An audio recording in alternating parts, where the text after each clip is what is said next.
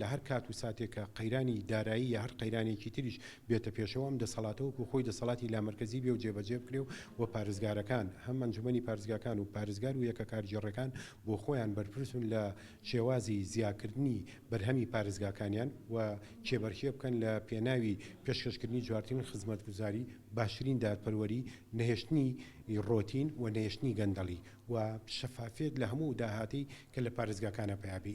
لەم سیستەمی لامەرکەزی ئەمانەوێ میزانی پارێزگاکان دیاری بێت، واتە میزانی ئیداری سەربەخۆکان دیاری بێ.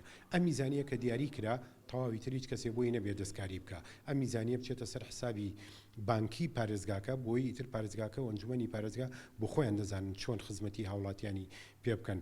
بۆی خوانەخواست لە هەر کات و ساتێکیشە هەر قەیرانێکی تریش بێ نابێت دەستکاری ئەو بودجەی پارێزگا بکرێ، بێ بە فعلی سرف کرێ بۆ پارێزگاکە. بۆ هیچ کارێکی هاوڵاتیەک پێویست بە وەزارەتەکان و یا بە ئەنجومەنی وەزیران ناکات، بۆیە دواتر کارەکان لێرە جێبەجێ کرێ ئەگەر پێویست بکە دواتر لێرەوە خۆیان دەینێرن بۆ شوێنەکانی تر. بەڵام یعنی بەنسبەت گواستنەوە، بەنسبەت تەنسیب، بەنسبەت پلەبەرزکردنەوە، هەموو ئەمانە لە سنووری پارێزگایە جێبەجێ کرێ.